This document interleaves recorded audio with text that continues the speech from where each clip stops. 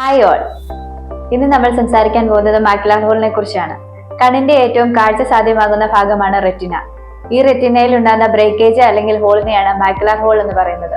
ഇത് സെൻട്രൽ പാർട്ടിലുള്ള കാഴ്ചയെ ഡിസ്റ്റോർട്ട് ചെയ്യും. ഇനി മാക്യുലർ ഹോൾ ഉണ്ടാകാനുള്ള കാരണങ്ങൾ എന്തൊക്കെയാണെന്ന് നോക്കാം. ഏജ്. പ്രായമായവരിലാണ് മാക്യുലർ ഹോൾ ഉണ്ടാകാനുള്ള സാധ്യത കൂടുതൽ. പ്രായമായവരിൽ വിട്രിയസ് ജെൽ കണ്ണിൽ നിന്ന് ചുരുങ്ങുകയും ഇത് റെറ്റിനയിൽ നിന്ന് വിട്ടുപോവുകയും ചെയ്യുന്നു. ഇത് മാക്യുലർ ഹോൾ ഉണ്ടാകാനുള്ള ഒരു കാരണമാണ്. ഐ ഇഞ്ചുറീസ് ഉള്ളവരിൽ മാക്യുലർ ഹോൾ ഉണ്ടാകാനുള്ള സാധ്യത കൂടുതലാണ്.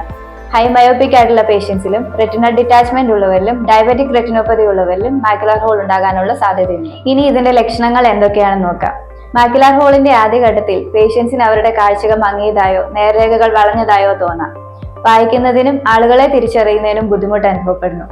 മാക്യുലർ ഹോൾ ഉള്ള പേഷ്യൻസിന് അവർ നോക്കുമ്പോൾ സെൻട്രൽ പാർട്ടിൽ ഒരു ഡാർക്ക്നെസ് പോലെ കാണപ്പെടാം. ഇനി മാക്യുലർ ഹോൾ ഉണ്ടോ എന്ന് നമുക്ക് എങ്ങനെ തിരിച്ചറിയാം?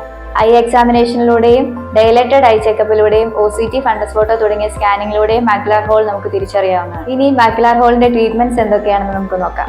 സ്മോൾ ഹോൾ ആണെങ്കിൽ റെഗുലർ ഐ ചെക്കപ്പിലൂടെയും ഒബ്സർവേഷനുമാണ് അഡ്വൈസ് ചെയ്യാറുള്ളത്. വലിയ ഹോൾ ആണെങ്കിൽ വിട്രിക്ടമി സർജറിയാണ് അഡ്വൈസ് ചെയ്യാറുള്ളത്. ഈ വീഡിയോ എല്ലാവർക്കും ഉപകാരപ്രദമായി എന്ന് വിചാരിക്കുന്നു. എന്തെങ്കിലും സംശയങ്ങളോ നിർദ്ദേശങ്ങളോ ഉണ്ടെങ്കിൽ താഴെ കാണുന്ന നമ്പറിൽ ബന്ധപ്പെടുക. Thank you all.